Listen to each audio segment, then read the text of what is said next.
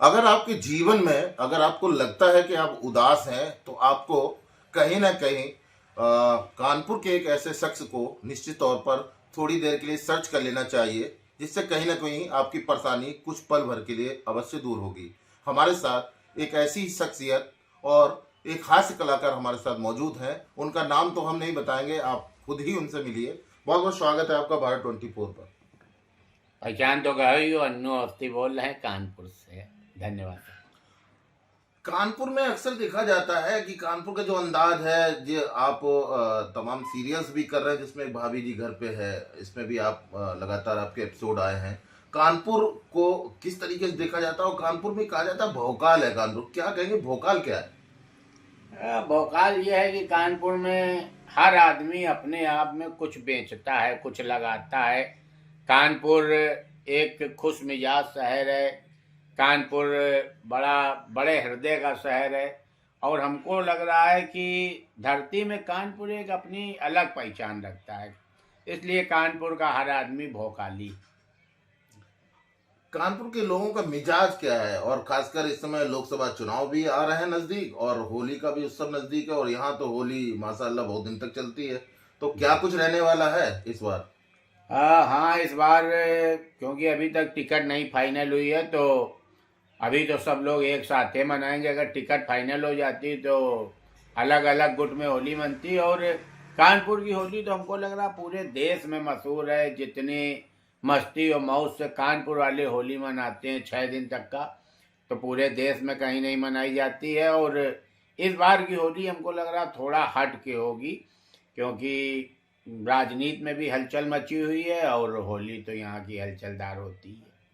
अगर बात करें जिस तरीके से लोकसभा चुनाव की तारीखें घोषित हो गई है, आचार संहिता लग गई है, 2024 की लड़ाई है, तमाम दलों के अपने नेताओं हैं, कैसे देख रहे हैं इस समय राहुल गांधी को, प्रधानमंत्री मोदी को? क्या कुछ होने वाला, क्या माहौल है?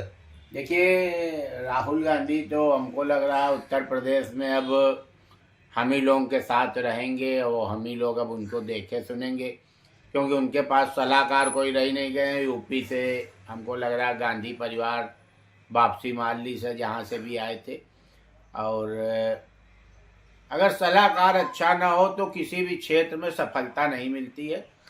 राहुल गांधी जी के साथ यही समस्या आ रही है। और इस बार चुनाव में हमको लग रहा है कि सबसे बुरी स्थिति कांग्रेस की होने वाली है। समाजवादी पार्टी का पीडीए जो नारा है, इंडिया गठबंधन और तमाम कुछ चीजें, बड़ा सियासी उठापटक चल रही है, कैसे देखते हैं?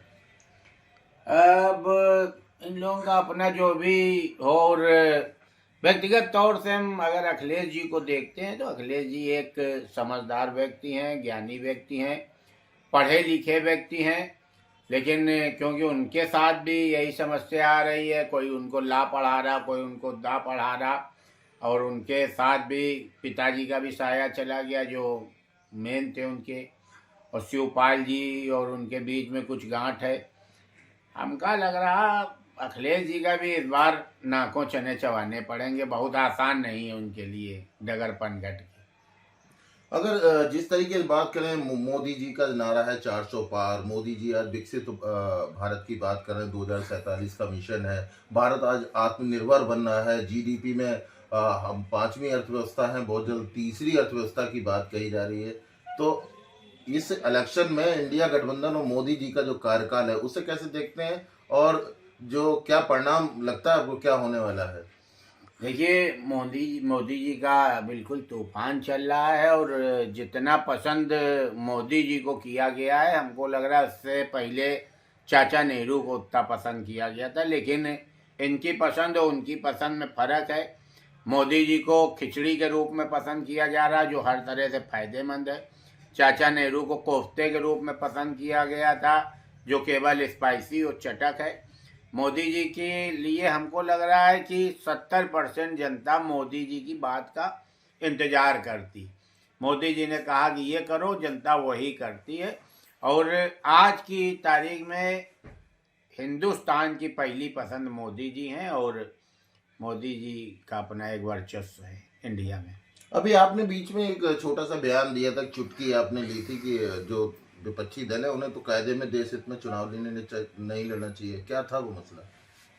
दरअसल मंदिर के समय कुछ लोगों ने विरोध किया था, तो हमने कहा था कि अगर हमारे पास पैसा आएगा तो हम एक कोप भवन बनवाएंगे अयोध्या में, जिससे कि ये जो विरोधी हैं तो सीधे मंदिर तो जाएंगे नहीं, क्योंकि विरोध कर रहे हैं, तो कोप भवन तक तो हुई आवे, अयोध्या में उनके कदम पड़ जाएंगे तो उनका जीवन सफल हो जाएगा। अगर उनको अपनी गलती का एहसास हुआ है कि हमने राम मंदिर का विरोध किया है, हमारी गलती हुई है, तो वो एक अच्छा काम कर सकते हैं, क्योंकि चुनाव में महिलाओं की ड्यूटी लगती है।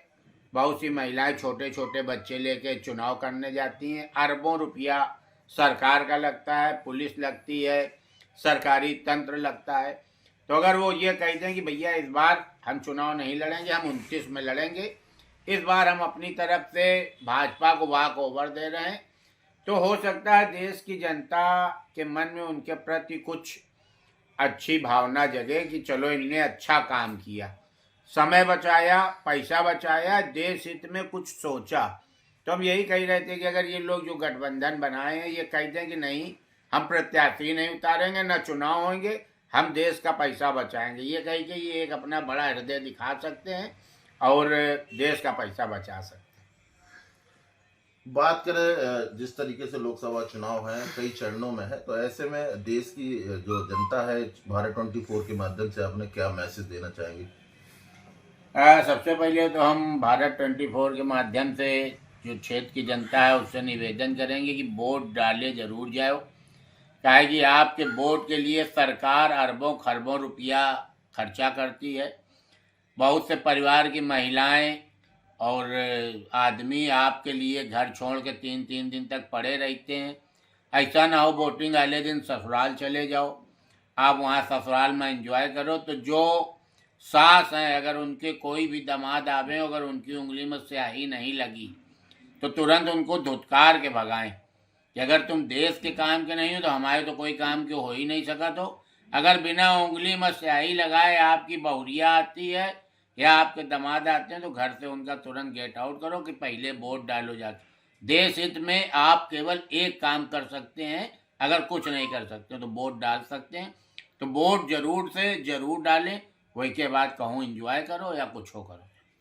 अगर बात करें जैसे कि आप कानपुर से हैं और कानपुर से कई एक्टर्स ने कानपुर का नाम रोशन किया, इसमें आपका भी नाम आता है, आप एक हास्य कलाकार हैं। ऐसे में योगी सरकार हो या मोदी सरकार हो, तो ऐसे में एक्टर्स के लिए किस तरह की सहूलियत दी गई है? जैसे अभी यमुना एक्सप्रेस वे पे रिवर एयरपोर्ट के पास फिल्म सिटी वगैरह बनाई जा रही थी, तो क्या कुछ लगता है, क्या कुछ प्रोत्साहन, क्या कुछ होना चाहिए जिससे जो हमारी प्रतिभाएं हैं वो भी आगे निकल कर आए, और क्या कुछ लगना चाहिए, कितनी सहूलियत अब हुई है आप लोगों के लिए? देखिए अभी तक का एक्टरों के लिए या किसी कलाकार के लिए कोई विशेष सहूलियत नहीं हुई है। ये जो फिल्म सिटी बन रही है राजू श्रीवास्तव भैया के समय पास हुई थी, अभी शायद चालू हुई कि नहीं हुई, पता चला है कि रवि किशन भैया भी एक बनवा रहे हैं। सबसे बुरी स्थिति है हमारे रंगमंच कर्मियों की। हमारे रंगमंच कर्मी जो देश की समस्या पे मंचन करते हैं, नाटक लिखते हैं, दिखाते हैं, उनकी आर्थिक स्थिति बहुत खराब। तो अगर आपके चैनल के माध्यम से ये खबर ऊपर तक चली जाए कि उनके लिए कुछ किया जाए जिनने अपना पूरा जीवन रंगमंच में गुजार दिया है, और अगर आप पता करेंगे तो हर रंगमंच कर्मी के ऊपर कुछ ना कुछ कर्जा ही होगा। तो ऐसी विषम परिस्थिति में उनका रंगमंच करना बड़ा कठिन हो रहा है और धीरे धीरे रंगमंच कर्मी विलुप्त हो रहे हैं।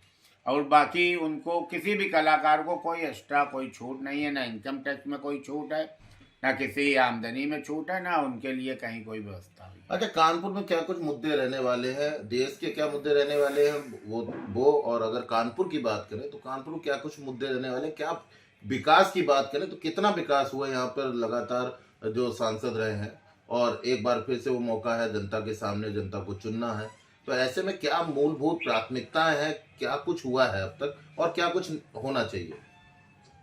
देखिए पूरे प्रदेश में सबसे बड़ा विकास तो कान्हेपुर में हुआ है, जो कि पकड़ा गया उज्जैन में और मारा गया कानपुर में। एक विकास वो है, बाकी विकास लगातार हो रहे हैं। और ये राजनीति वाले तय करेंगे। हमको लग रहा है जो मेन समस्या 1947 से बनी हुई है रेलवे लाइन की, रेलवे लाइन अगर हट जाए तो हमारे यहाँ से ट्रैफिक बिल्कुल कंट्रोल हो जाए, जाम लगना ख़त्म हो जाए। सीवर लाइन 70% जाम है, उसकी मेन समस्या है, और बाकी विकास अपने हिसाब से चल रहा है। बाकी विकास में कोई कमी नहीं, पूरा हो रहा विकास। तो जो जनता है वो जनता प्रतिनिधि के नाम पर वोट करेगी या मोदी के नाम पर वोट करेगी, क्या लगता है आपको? जनता केवल मोदी जी के नाम पे वोट करेगी। हमको लग रहा है अगर 100 प्रत्याशी हैं तो जिसमें 90 प्रत्याशी मोदी जी के नाम से जीत रहे हैं। हमने कही रखा है कि मोदी जी अब अपने बच्चों की उंगली छोड़ो, उनको खुद चलने दो, चलना सीखें, नहीं तो बाप के नाम से कब तक पहचाने जाएंगे। तो कोई भी प्रत्याशी ऐसा नहीं है 10% को छोड़ के कि अगर उनकी टिकट बदल दी जाए, भाजपा से किसी और दल से लड़ाया जाए तो वही 50,000 वोट भी ला सके। जो 5-5 लाख से जीत रहे हैं टोटल में 50,000 वोट ना पाइए अगर मोदी जी का नाम उनके नाम के साथ से हटा दिया जाए। तो मोदी जी को अपने सांसदों को एक क्लास लगानी चाहिए, जैसे पुलिस की मीटिंग होती है कि कौन अच्छा काम कर रहा कौन बुरा, वैसे सांसदों की होनी चाहिए कि कौन अच्छा कर रहा कौन बुरा, कौन बिना मोदी जी के 50,000 से ज़्यादा वोट ला सकता। आज की स्थिति ये है कि 90% जो सांसद हैं वो मोदी जी के नाम से जीत रहे हैं। अच्छा, होली का मौका है तो होली को लेकर क्या कहेंगे इस बार, जो है लोगों को क्या कहेंगे, कैसे होली कैसे मनाई जाए आपके अंदाज में? होली पूरी मौज में मनाई जाए, पूरी मस्ती में मनाई जाए, पानी की कोई कमी नहीं है। इतना ना विचार किया जाए, एक दिन के पानी से कोई सूखा नहीं पड़ जाएगा। हाँ, दारूबाजी थोड़ा कम करी जाए, दूसरे का सम्मान किया जाए। सूखा रंग अगर ज़्यादा से ज़्यादा चलाया जाए, फूल की होली खेली जाए, अगर गीला रंग चलाया जाए तो वो चलाया जाए जो केमिकल से ना बना हो। और बाकी घर जाइए, मिलिए। होली तो अपनेपन का त्यौहार है, इसमें कोई जात पात का बंधन नहीं है, सब अपने होते हैं। मौज करिए, एंजॉय करिए और चौकस से मनाइए होली। तो एंजॉय तो लोग कई तरीके से करते हैं, तो किस तरह के एंजॉय की बात कर रहे हैं होली में? उस तरह का एंजॉय ना करा जाए कि पुलिस के साथ भी फिर एंजॉय करना पड़े आधा टाइम। कंट्रोल में सारे एंजॉय हो तो अच्छा रहेगा, और बाकी तो सब समझदार है ही। अच्छा, अक्सर आपके जो वीडियो हिट होते रहते हैं, खासकर ये देखने को मिलता है कि आप भाभी जी से बड़ा परेशान दिखाई देते हैं शादीशुदा जिंदगी में। तो बाकी शादीशुदा जो लोग हैं जो शादी करना चाहते हैं उनके लिए क्या मैसेज है आपका? नहीं, हम खाली वीडियो में परेशान दिखाई देते, बाकी हमारी और गुड़िया की बहुत तगड़ी दोस्ती है। हम और गुड़िया बड़ा आपसी प्रेम रखी थे और स्क्रिप्टेड बोली थे। आज तक हम कभी उनका तुम नहीं कहा, हुई हमका तुम नहीं कहे। हम लोग एक दूसरे से आप करके बात करी थे, और पति पत्नी के बीच में ऐसी ही दोस्ती रहनी चाहिए अगर लंबा जीवन जीना है। और बीच में मान लो अलाक तलाक करेगा तो चाहे जैसे बोल। अच्छा, ये कहा जाता है, इस बार अगर कहा जाए कि अन्नू अवस्थी जी किसको वोट करेंगे, कहा भी ये जाता है कि भाभी जी जो है दूसरी पार्टी से की विचारधारा रखती हैं, तो ऐसे में कैसे सामंजस्य रखेंगे? अब हम किसको वोट करेंगे ये हम नहीं बताएंगे, क्योंकि हमारे हर दल में समर्थक हैं। लेकिन हम वोट जरूर डालेंगे। हमारे यहाँ 4 वोट हैं, चारों वोट जरूर पड़ेंगे। ये एक जिम्मेदार नागरिक की पहचान है। तो आपसे भी हम यही कहेंगे कि किसी को भी वोट दो, लेकिन वोट जरूर दो। अगर आपका वोट बना है तो आपका वोट डालने चाहिए, क्योंकि हम चुनाव आयोग की तरफ से ब्रांड एम्बेसडर बनाए गए हैं चुनाव के। तो अब हम ये ना बताइए कि क्या देवे, लेकिन वोट तो देवे कर। अच्छा, आखिरी मैसेज देश की जनता के लिए क्या कहेंगे, जो मौजूदा हालात हैं और चुनाव भी हैं, होली भी है, एक आखिरी मैसेज बहुत संक्षेप में क्या कहना चाहेंगे लोगों से? देखिए, चुनाव से पहले होली पड़ेगी। होली बहुत संतुलित उससे मनाइए। अड़ोसी पड़ोस देखिए, अड़ोस पड़ोस, दोस्ती यारी, रिश्तेदारी, ये बहुत महत्वपूर्ण चीज़ें हैं। अड़ोसी पड़ोसियों के साथ होली मनाइए, अच्छे से मनाइए। उसके बाद प्लान करिए कि आपको किसको वोट देना है। वोट जरूर दीजिए। कहीं भी घूमने की प्लानिंग करिए, क्योंकि कानपुर में 6 दिन की लगभग छुट्टी रहती है। तो 6 दिन का प्लान करिए, लेकिन अगर उस बीच वोटिंग हो तो हमको नहीं लग रहा कि उस बीच होगी, लेकिन जब भी हो तो वोट जरूर करिए और इनका ये चैनल भारत 24 देखते रहिए। ये अच्छे अच्छे प्रोग्राम दिखाते हैं, अच्छे अच्छे लोगों को दिखाते हैं और बड़ी सीख और शिक्षा देते हैं, तो इनसे भी जुड़े रहिए। तो बहुत बहुत धन्यवाद हमसे बात करने के लिए। तो ये थे हास्य कलाकार अन्नू अवस्थी जी। इनका साफ तौर पर कहना है कि ज़्यादा से ज़्यादा लोग इस बार कम से कम अपने मताधिकार का प्रयोग करें, वहीं पर होली का जो पर्व है उसको शांति और सौहार्द से बनाएं। और इसी के साथ कानपुर से सहयोगी आरिफ के साथ सुमित अवस्थी, भारत 24।